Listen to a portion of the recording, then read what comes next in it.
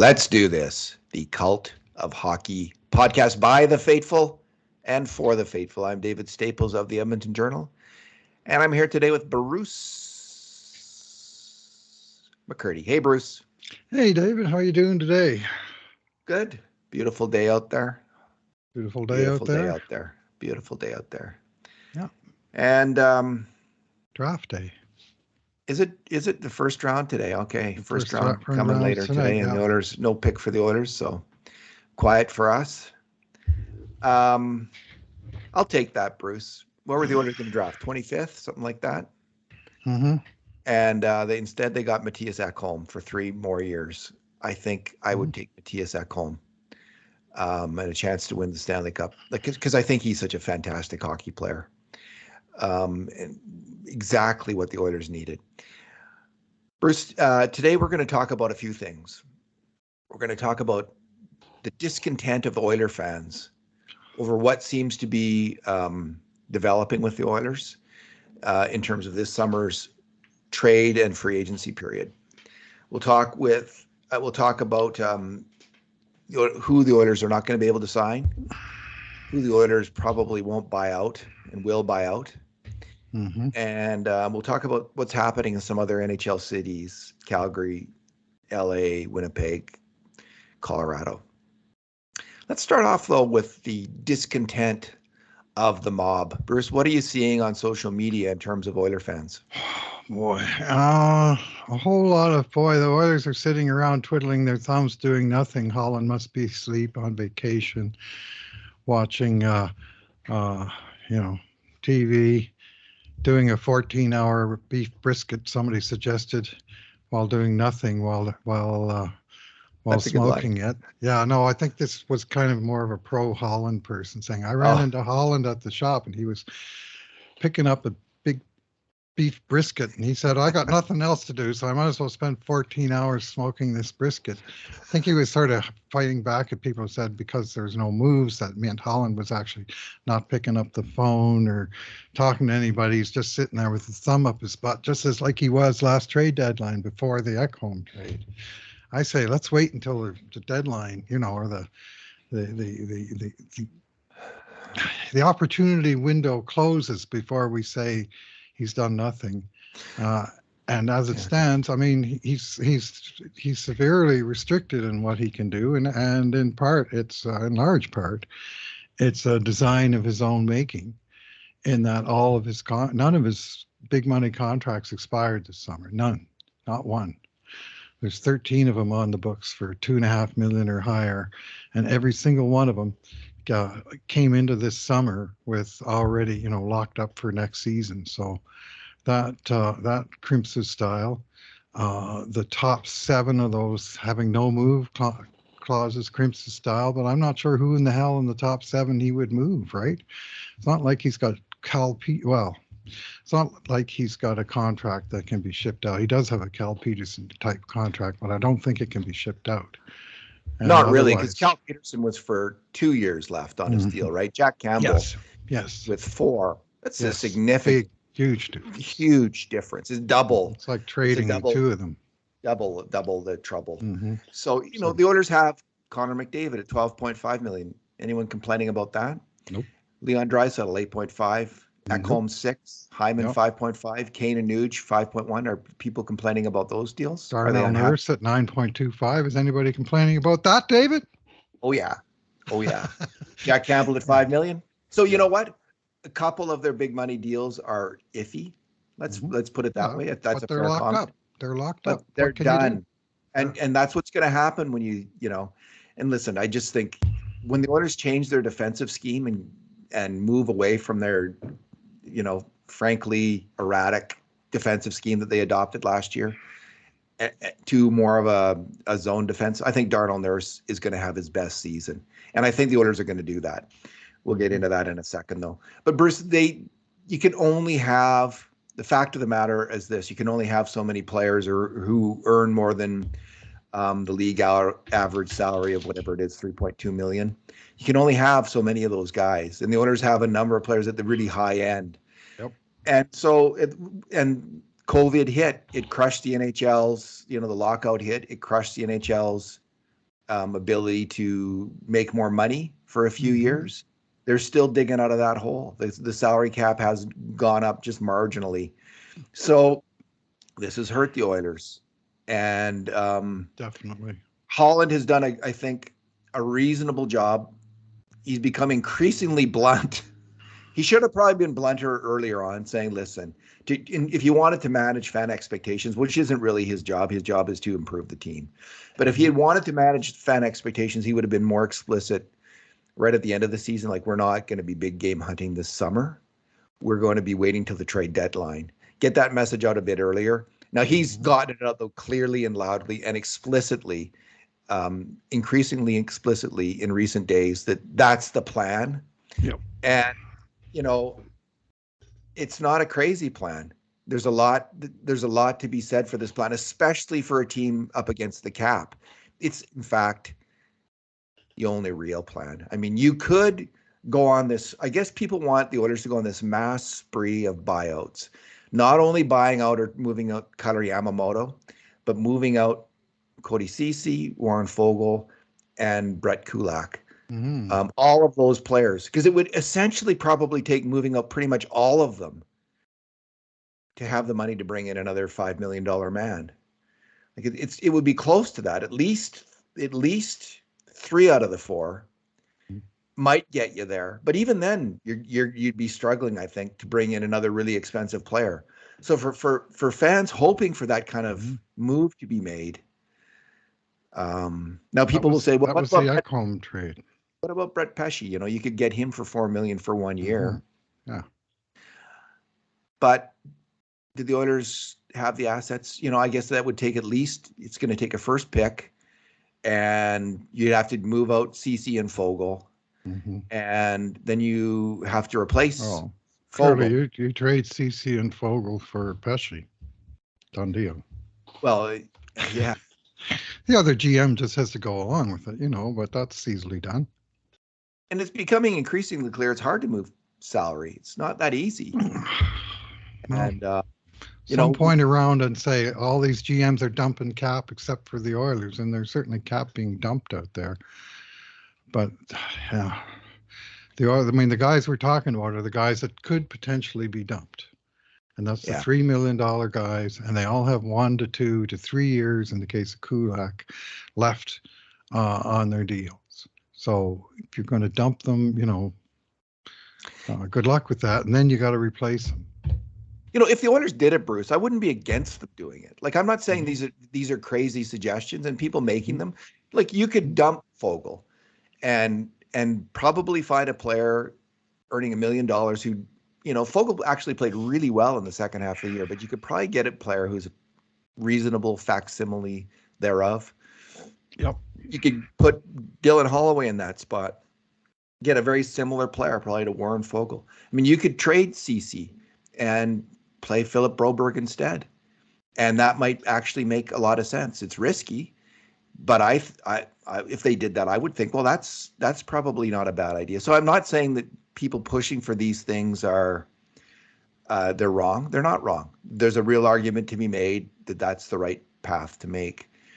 But they do come with risk when you're moving out veteran defensemen, especially. It's hard to replace. It can be really hard to replace, find decent veteran defensemen who can get the job done. If there was one lesson of the decade of darkness, to me, that's it. How hard it is to find solid NHL hockey players. They're not, and Cody Ceci is that, and Warren Foegele is that, and so is Brett Kulak. So agreed.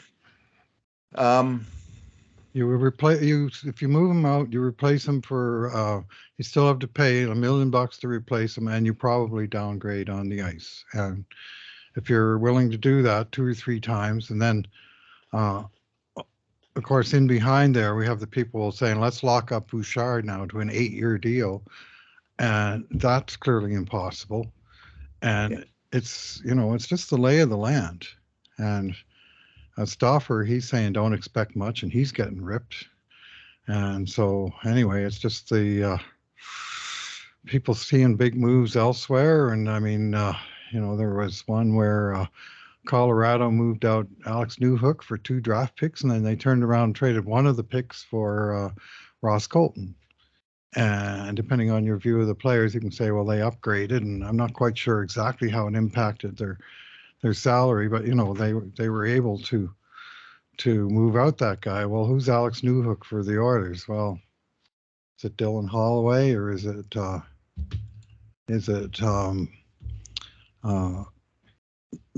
is that guy? But you would even be able to move He's for Connor value. Yeah, well, Yamamoto had sort of, 1.64 points versus this year. Connor Yamamoto had 1.64 points per 60. Mm-hmm. Even strength. So did Alex Newhook. Yeah, okay. So did Ross Colton, a little bit less than that, and so did Tyler Toffoli, a little bit less than that. Right. Like in some ways, so did Ryan Johansson, a little bit less than that. Like Colorado is making some moves here. They brought in Johansson and Colton, for instance, and Colton may be a superior defensive player. I'm not sure, but I don't think Johansson is. And is it really going to improve them? I mean, the Oilers could do things. They could bring it. They could have found a way to acquire Taylor Hall, moved out all that salary and brought in Taylor Hall. But is it better to do that or see if Dylan Holloway can replicate what Taylor Hall did? Dylan Holloway's been a pro now for about a year and a half.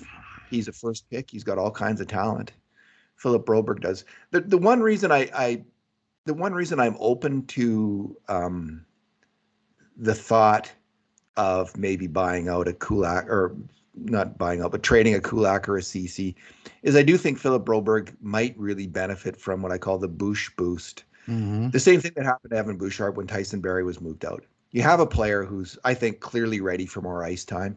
Certainly ready for third pairing minutes, Philip Broberg, just no doubt about it, in my mind. He could handle third pairing minutes and do well. He already did that last year with Evan Bouchard. He's a big, agile guy who's a really solid defender. I think in some ways he might already be, other than Ekholm, like the best one-on-one defender. Like guys don't get around Philip Broberg easily.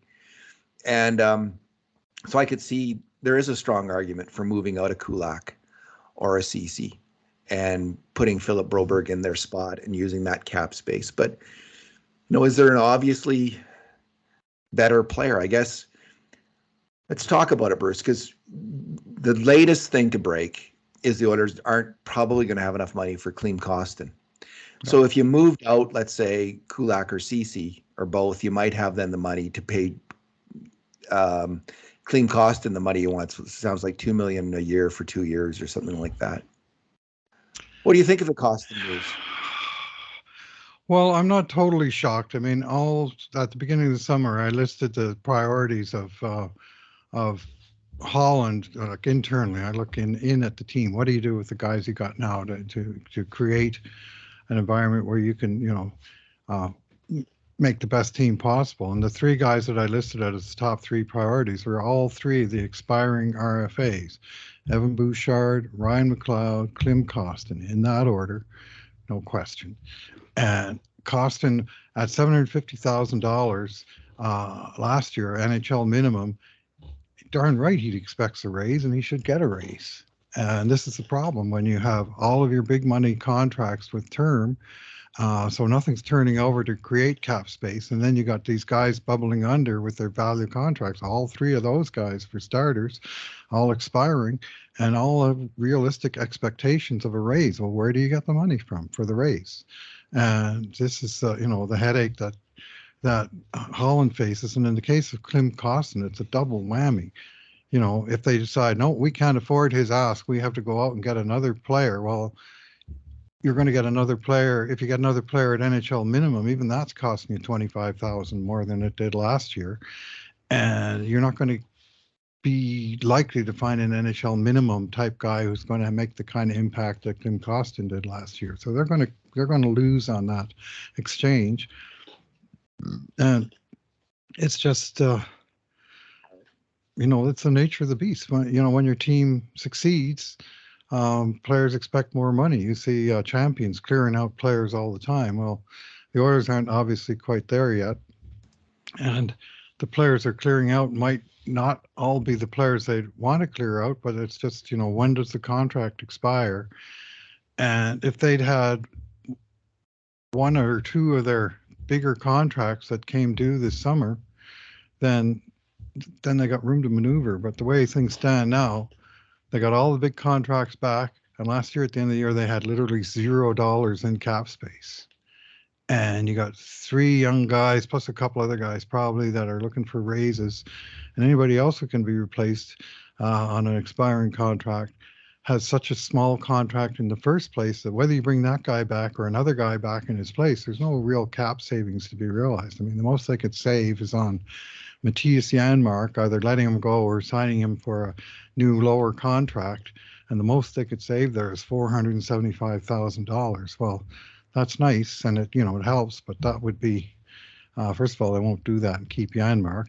And secondly, it's chump change when you're looking at the amount of raises looked for guys like Evan Bouchard.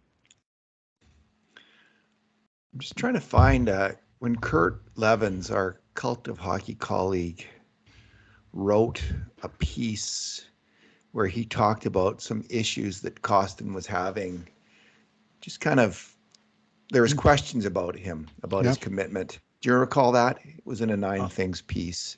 I don't recall the specifics. I've heard a couple things about Kostin, but all I judge is what I see on the ice. But what I did see on the ice was an erratic player who could have, he had a lot of sort of no impact games, and then he had quite a few high impact games. At the price he was getting paid, that was good return. He had a lot of good nights, and that was he was like a cheaper, better, younger Zach Kassian to my eye last year, and erratic goes with the territory. I just wonder if erratic is something they want to pay for, and I wonder if that's part of the equation. Yeah, maybe. It's hard to believe. I don't begrudge a player trying to get more money.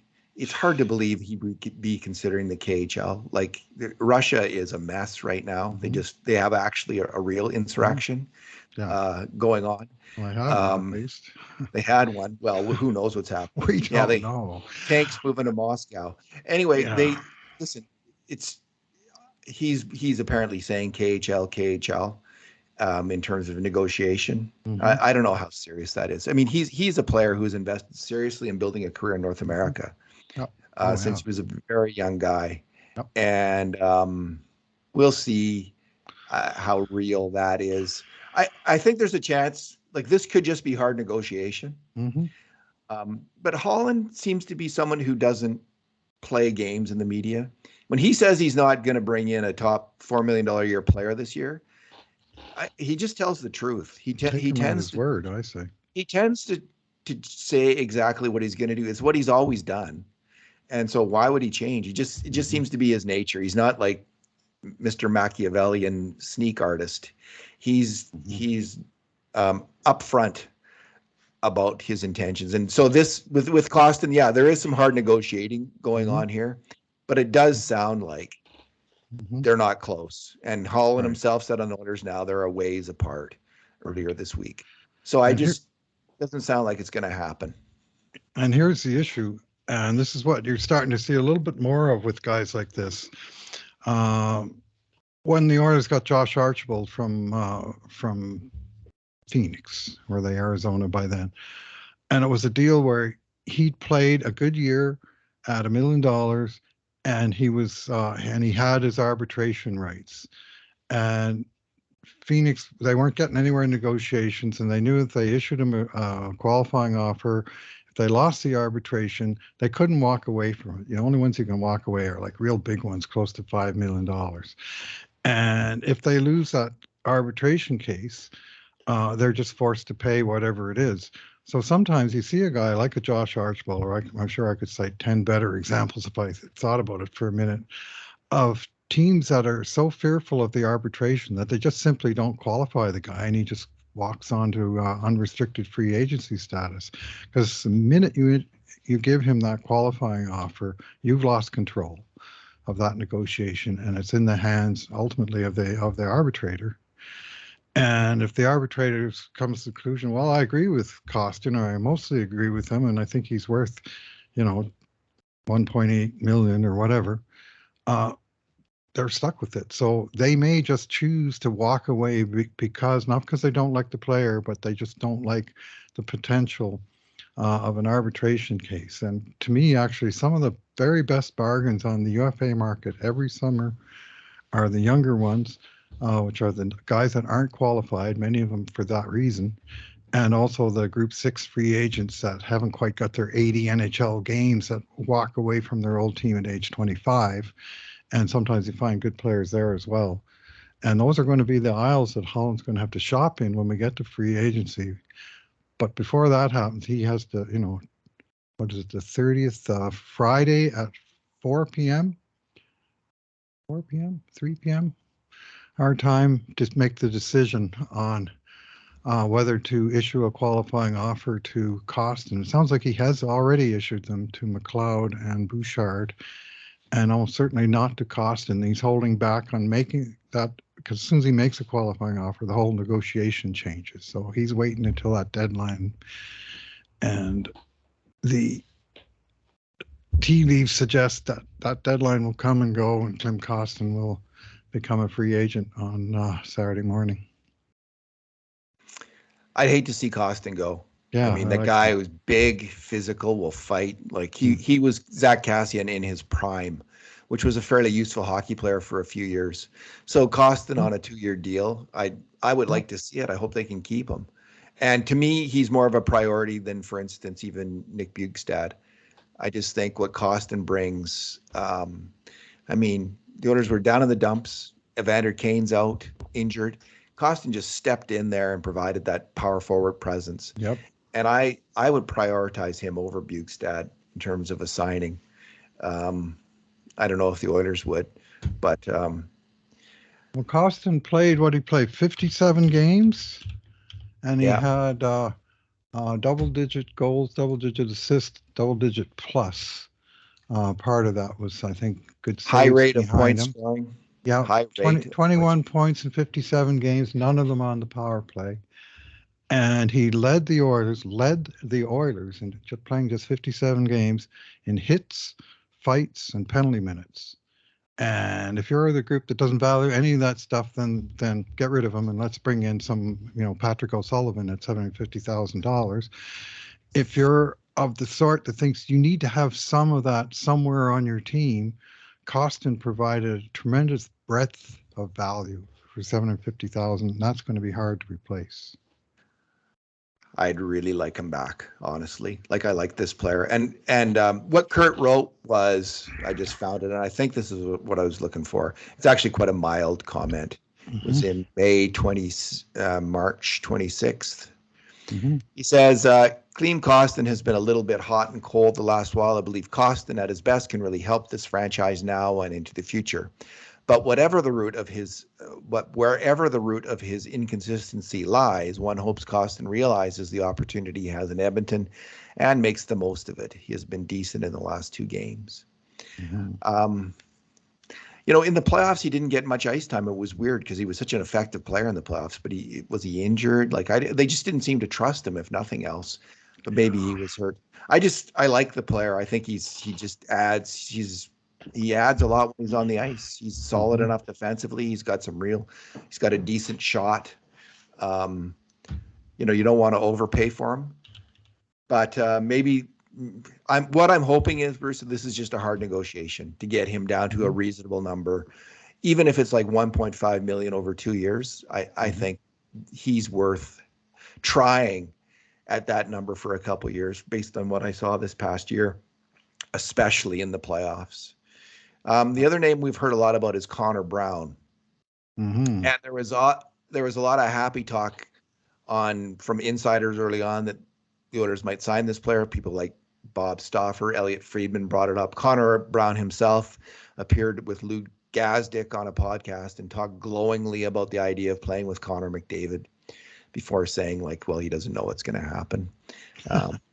So Connor Brown, I think, is made. Of course, he'd love to play with Connor McDavid. Yeah. Wouldn't.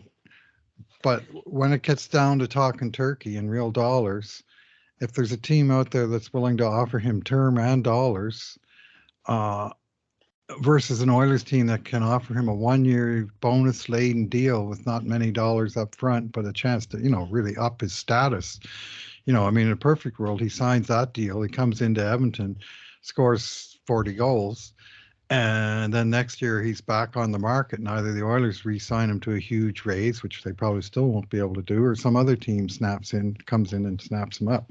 And he's worth more because he had the 40-goal season. Now that's the perfect world. But if I'm his agent and some team's offering 3x3, I'm thinking, boy, you got to look hard at that at 30 years old or whatever he is, coming Yeah, off a with a major major injury. knee injury, Yeah. like it's just like he could if he can get a deal that pays him like 3 million a year over 4 seasons. How could you turn that down over a bonus laden contract for 1 year? And Holland seemed to be like he addressed the idea of paying that kind of bonus laden contract himself, and he didn't seem too keen. Like it's not like people think, well, okay, and we batted around this idea of, Mm-hmm. you give him $2 or $3 million in bonuses, and it's a way of taking advantage of the cap rise that's supposed to happen next season. But if the Oilers sign Bouchard and McLeod to 1 year deals, they're going to need that money for Bouchard and McLeod next year. There's No no kidding. like to pay that bonus money. They can't. Yeah. You really can't do it. If Mm-hmm. you want to if you have young players, Mm-hmm. Let's say Holloway and Broberg and Bouchard and McLeod or Lavoie all develop, you want to keep those players. Yeah. And you can't do it if you've signed too many veteran players on big contracts. So Yeah. it's just Yeah. Connor. It's a nice idea. It's a very nice Mm-hmm. thought, but How it you does can seem squeeze through this year and kind of spread out, because next year the cap is expected to go up 5 million five. compared to this year's 1 million. But if you lay off 2.5 million, say, on Connor Brown on bonuses that he achieves, then next year you got a $5 million cap button. You've already spent half of it. It's already Yeah. gone.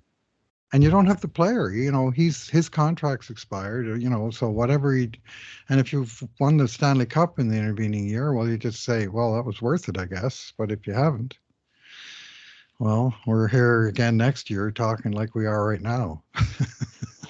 So Oiler fans, Bruce, and I don't like their eyes are focused on the next shiny thing. And it's always talk about Always. this player, that player, this player, that player. And I get it. Like for a long time, the Oilers did really need to bring in more good players. I think Matthias Ekholm was the last kind of step in that in terms of both what the cap can afford and what the team needs.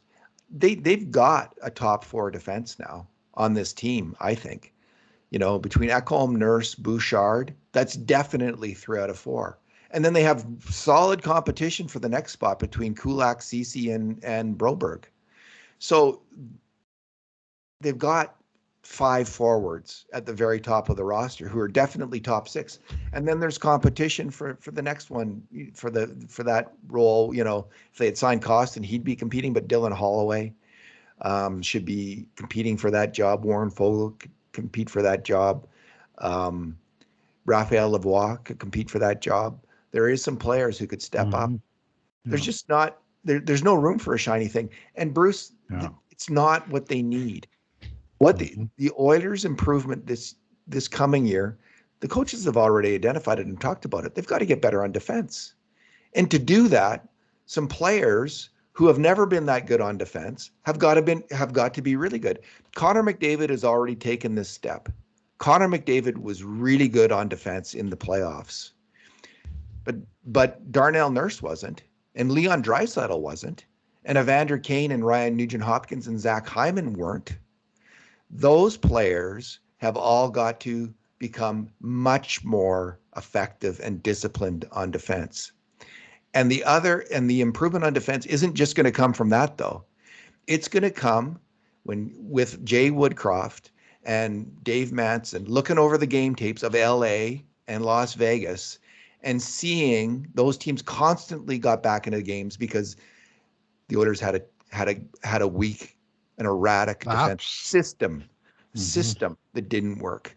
They were constantly leaving the front of the net open. They were constantly, I don't want to see a system for the Oilers defense next year, Bruce, where they don't have a defenseman in front of the net all the time, at least one defenseman all the time in their own zone.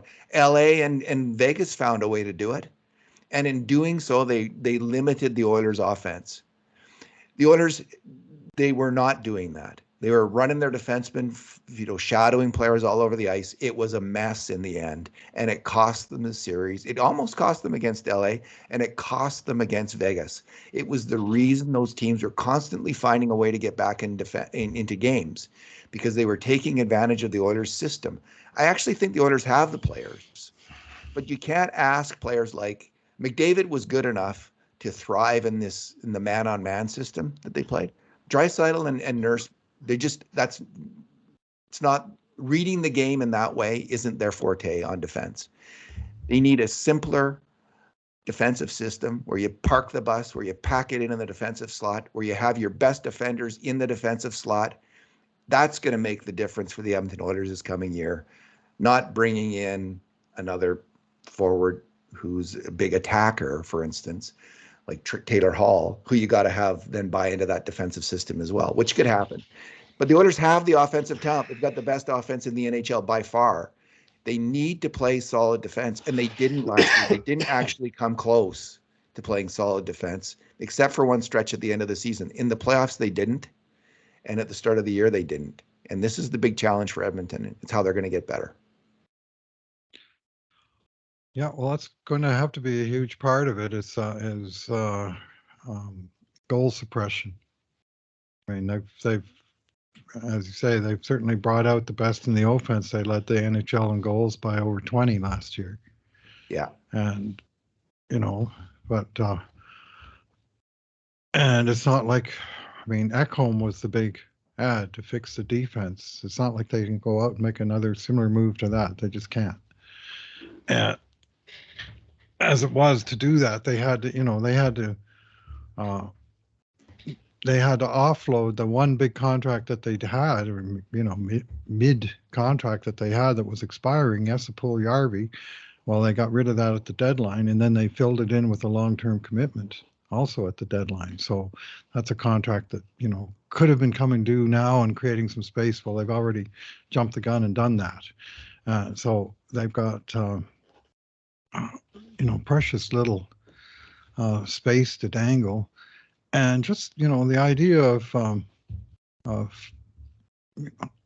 where these replacements are going to go from. I mean, for instance, Yegor Sharangovich that we just talked about, he's a Belarusian, not a Russian, but he went from New Jersey to Calgary. His season last year was scarcely different from Klim Kostin. He's a more established NHLer, 3-year NHLer. But they gave him 2 years at $3.1 million. He got the Yamamoto contract, right? So, I mean, if Kostin isn't asking for that much, but you can see why he's asking for $2 million.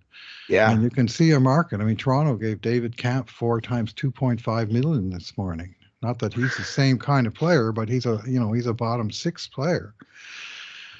And all that said, there will still be cheap veterans on the market at NHL minimum, like there always are in July and August and PTOs and all that stuff. And unfortunately, that will be the aisle where Ken Holland will be concentrating, barring I just can't see a single trade that opens up sufficient cap space to do everything they want internally, let alone plus bring in another big contract.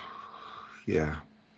So, Bruce, there's some moves that other teams are making. Calgary seems to be in a state of massive flux. There was a funny story that came out this week.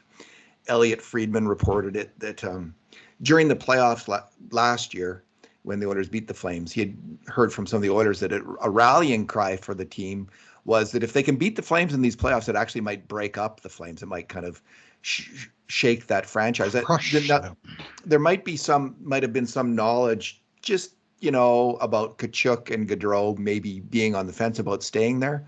In Edmonton, maybe the players had some inside knowledge about that. In any case, that was kind of the thought, and it evidently worked. I mean, since that time, they've lost their GM, their coach. most of their, they've lost Gaudreau, they've lost Kachuk, they've now lost Tyler Toffoli. Noah Hannafin wants out. There's talk that Elias Lindholm, they've offered him, the sun and the moon and all their stars in terms of a massive contract, and he's on the fence at this point about taking it. Mikhail Backlund, their Sean Horkoff is on the fence about staying there. He's open to a trade. It just seems like it worked, and that franchise is in disarray, total disarray. Nikita Zadorov, he's also apparently on the on the block. That they got some important players, and they got cap space. I mean, in their case, they did have a contract that expired. Milan Lucic, right? They were paying $5.25 million against that $6 million. The Oilers were paying the rest, so the Oilers got a little break, but Calgary got a massive, infusion of cap space when the contract expired, and that's sort of you would like to think the normal thing. Well, the Oilers had set up a situation where they had no contracts expiring. So, like I say, Ken Holland's, it's partly his own doing, because it was he who gave out all these, many of these long-term deals. But what Calgary can do versus, I think what Calgary will ultimately wind up doing is something of a rebuild, or at least a retooling, using the word appropriately. Do you know who David Kampf scores at the same level as? Devin Shore. Yeah. And Milan Lucic. Okay. Wow.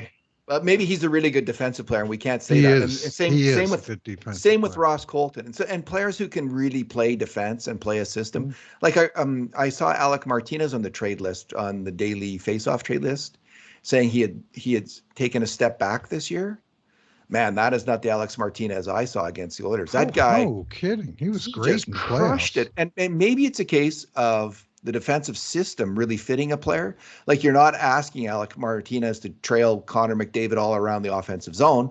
You're asking him, use your smarts, stay in the defensive slot, and McDavid comes there, shut him down. And that's exactly what he did. And I think, actually, Bruce, like in terms of a trade, like I know Cody Cece's been mentioned, a lot of people are against him.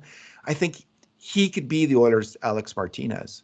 He is a smart, solid positional hockey player who can, if you don't ask him to do too much, which is, use your speed, which he doesn't have, if you just say cover the defensive slot and in your corner, Cece could be that guy for the Oilers. So I'm actually kind of bullish, because I do think the Oilers are going to be changing their system. I think Cece could thrive in a new defensive system.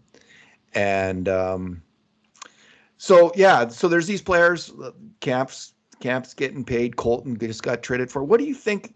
What do you think of the? I'm kind of glad I'm glad that the Flames aren't going to be a super competitive team. Just one less team for the Oilers have to get by to win the Stanley Cup, and that works for me. Yeah, no, we just got to deal with them. 2 expansion teams and the Kings. And the Kings. The Kings. What did you think of Pierre? Mighty work in LA, and they've made 4 trades in the time that Edmonton's made 0, and this is one of the reasons that people are getting antsy. Okay. But they made the big trade to dump Cal Peterson. Yeah. The last 2 years of Cal Peterson's contract, of $5 million a year. They took on $2 million cap retention of Ivan Provorov, which also has 2 years to run. So that basically cleared up $3 million for 2 years. And then they turned around and they gave a $3 million raise to the big D-man Gavrikov that they got from Columbus for 2 years. And so he got a 2-year, $5.875, I think it was, contract. Gavrikov did. And I think this is the wave of the future, David. I think we're going to start seeing more of guys getting big money for shorter terms, and just so you can have expiring contracts, so you've got some options. Like Oilers got all these 8, 7, and 5-year, 4-year deals on the books, and none of them expire. And expiring contract, everybody seems to think of that being the worst possible thing. This guy's deal is up. Well, when his deal is up, even if he goes, you now have cap space to hire someone else to do that job, or you have cap space to hire 3 other people to attack the problem differently. And in the case of LA, they broke even on that in terms of at least the raise for Gavrikov, and now they got a good solid D man. Where before the deadline they didn't have that solid D man, so that was a good deal for them. They got rid of Sean Dursey in a trade that created some cap space for them, and opened up room for a can't miss supposedly prospect named Brant Clark. And this is where having a can't miss prospect like Brant Clark, as opposed to we're not sure if he's going to miss prospect like Philip Broberg, is advantage LA. He was a high draft pick, but then again, so was Broberg. But they've got the guy ready to move into that place. Now that's not even a transaction, and then they've gone ahead and done the deal yesterday for Pierre-Luc Dubois, and I think LA lost that trade. I think they gave up too much for Dubois, and then they gave up a big salary to Dubois, 8 times 8.5. He got the Leon deal, 68 million over the maximum 8 years, and they paid Winnipeg with 3 NHL players right off of their roster, plus a second-round draft pick for Pierre-Luc Dubois. It's a huge gamble by LA. On the other hand, when you think of lining up against them next year, and they got Kopitar on one line and Deneau on another and Dubois on the third, who's going to check all those guys? Bruce, it doesn't scare me. Yeah. Okay. Kopitar, I know Kopitar feasted on the power play at even strength. Kopitar did not strike me he struck me as a spent force against the Oilers. Philip Deneau, he's a good player, but he's also getting older, and he's never been much of a, really much of a scorer. Oh, no. Pierre-Luc Dubois, I've never seen him good. Maybe I'm wrong. I could be completely wrong about this player because I haven't seen him enough to have a credible opinion. But when I have seen him, I've never noticed him. I've never thought, he's not like Mark Scheifele, who you notice, or Nikolai Ehlers, who you notice, or Josh Morrissey. He's not like one of the top players in the Jets who's just when that guy's on the ice, he's good. Dubois, I mean, I don't know. Yeah, I'm sure he seems to consistently put up points at a decent rate, but I don't know. And I'll tell you what, I noticed Alex Iafallo in the playoffs, I noticed Gabe Vilardi in the playoffs, and they gave up a lot. Wow, are you sure that Dubois is going to be better than Vilardi going forward? And the amount of money you're paying Dubois. So I'm glad they signed him to that big contract as an Oilers fan. I don't think, some people, the hope is, well, now they got Dubois, they won't be chasing after Draisaitl in a couple of years. No, that's not true. Gavrikov's contract will be off the books, for instance, and teams can find a way to clear out cap space to bring in Leon Draisaitl. That there is going to be a huge market for Leon Draisaitl, no matter what other teams do, because they will find a way, if they can, to bring him in. And if he wants to go, that's going to happen. It's as simple as that. The Oilers have to win for that not to happen, and they've got to figure out a way to do that. That's the whole key. But anyway, I was glad to see that trade, because I think personally, from what I've seen, it could be wrong, they've tied up a ton of money in a player who is okay, but not great. Not a real difference maker that I've ever seen. Yeah, well, like I said, I think they lost the trade, and I think they'll miss Iafallo especially, and also Vilardi. But they got the big center. This was where Quentin Byfield was supposed to be coming up and into the scene, and he's been a slow developer. But I mean, Pierre-Luc Dubois is let's just have a look here. 6'2", 205. He's 24 years old. Actually, he's 25. He turned 25 this week. And he has 3 60-point seasons under his belt. And he's still sort of scratching the as far as he goes. If he does blossom in LA, look out, is I guess what I'm saying. If he doesn't, well, then they will probably point to this trade as being something that held them back. And it's fascinating to watch what they're doing in LA. And this is a team we know well and faced in the playoffs 2 years in a row.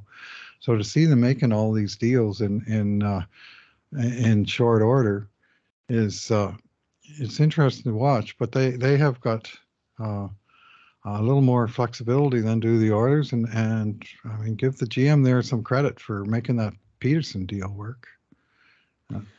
Kopitar's even strength scoring was still strong this last year, so maybe I just saw him bad. Like I just didn't like I just remember Anze Kopitar when he was a monster on the ice. Yes. Didn't strike me he was that way this year in the playoffs. Well, he's Adrian 35 Kempe. now. Adrian Kempe was that. Like he's just he's just this terrible offensive force. But not Kopitar. But so we'll see. He'll be 36 this coming season, and good. That's good. He has 10 straight 50-point seasons. And in fact, he's had over 50 points every season of his career except the lockout season of 2013 when he scored 42 in 47 games. This guy is a consistent offensive force. And I know I would argue is a consistent defensive force. Yes. And Kopitar, he's got the rep as a two-way player. And, he's in the Selke voting. He finished 5th in the Selke this year, 6th the year before. Like he's considered one of the top two-way forwards in the game, face-off ace. Like they got a lot going on there down the middle in LA. And they got a lot going on defense. And if this Brant Clark turns out to be that's going to be a tough team to beat. The Oilers beat them the last 2 years, and they were tough then, and they are, they're changing. So this is what's got people nervous. I'm sure This is why the Oilers have to get better on defense, Bruce. Like it's as simple as that. The Oilers have a better attack than anyone, and it's considerably better, and it's not going to change. They've got to play better defensive hockey, and it's as simple as that. And I hope I suspect that's sunk in with everybody in the entire organization. Colorado made some moves, Ryan Johansson and Colton. Ryan Johansson, kind of an older version of Pierre-Luc Dubois. Pretty mediocre player last year. I was glad to see the trade. I'm glad that was as good as they could do. For Colorado, he's a slower player. Colton, if I don't know enough about his game to have a credible comment, but I like if Colorado. It's Newhook. I can see why they moved Newhook. He didn't look like he was going to make it as a top 6 forward in the NHL, and probably isn't a checker unless he decides to. Like he looks like Andrew Cogliano Part 2, maybe. So maybe he'll change his game and become that player. So I can see why they moved him, even though he's got some real flash and speed to his game and some real offensive moves. But Colorado does seem to be held back by injury and by salary cap issues that have come up on that team. So we'll see. That said, if Bowen Byram's healthy and Makar are healthy all year long and McKinnon's healthy, that team's going to be just another. It's going to be tough for a long, long time because of Makar and McKinnon. They're such fantastic hockey players. So and Rantanen. Yeah, geez.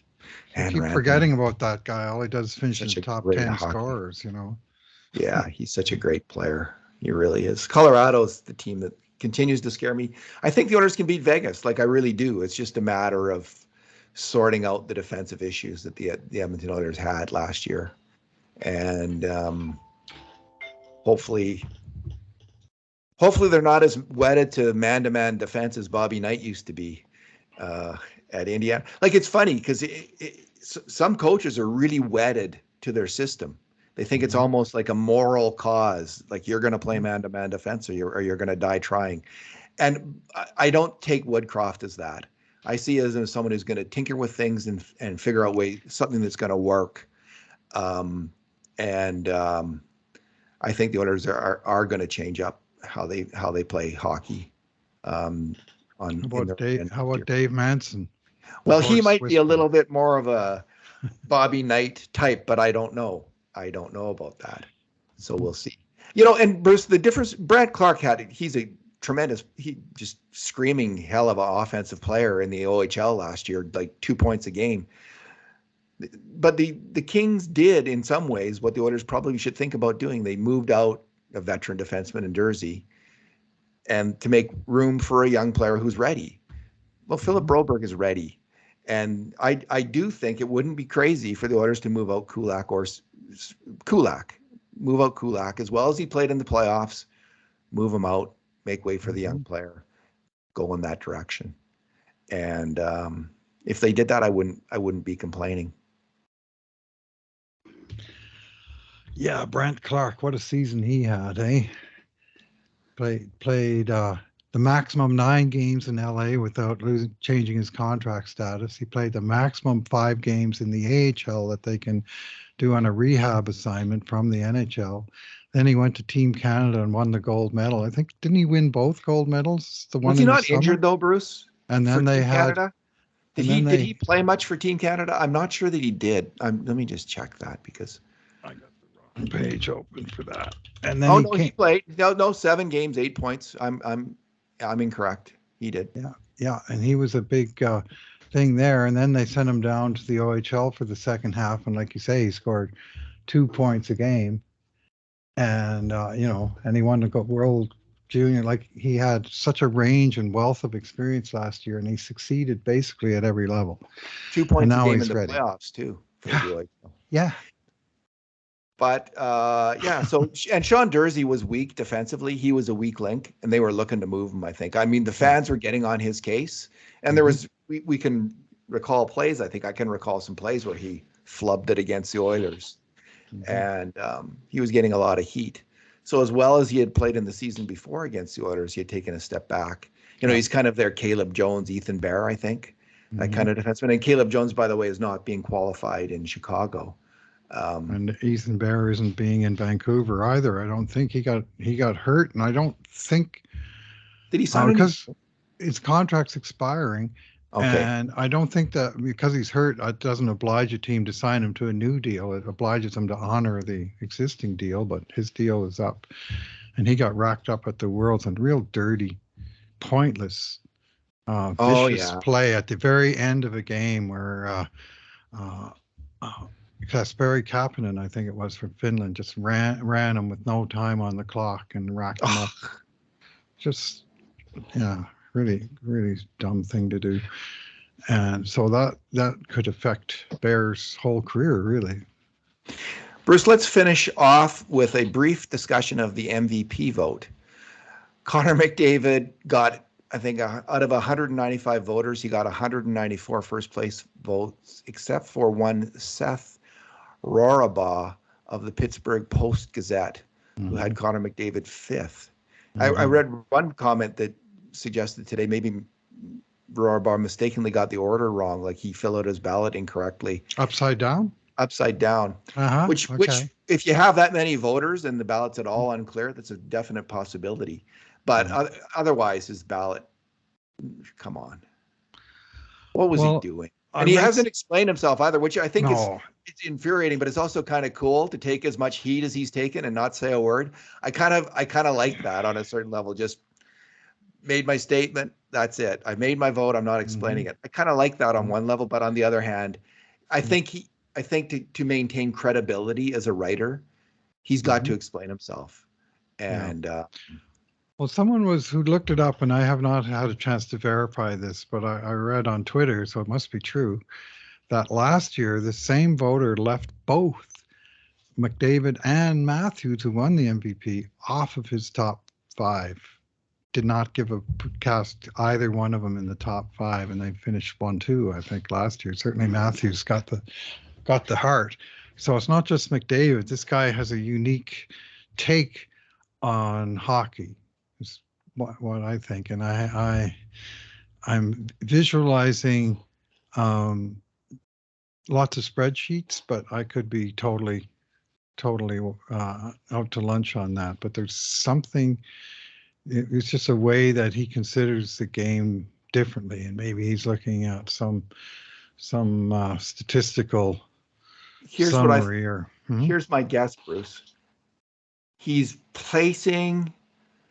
It's that old thing that instead of picking the most outstanding player, it's the most valuable to your team.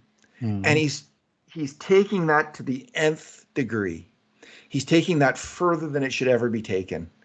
Like he's hung up on those words. He's hung up on that concept. So this is how he figures Kirill Kaprizov was the best player last year. It's that Mhm. because without Kirill Kaprizov, the Wild are nowhere. They're just out in the wild.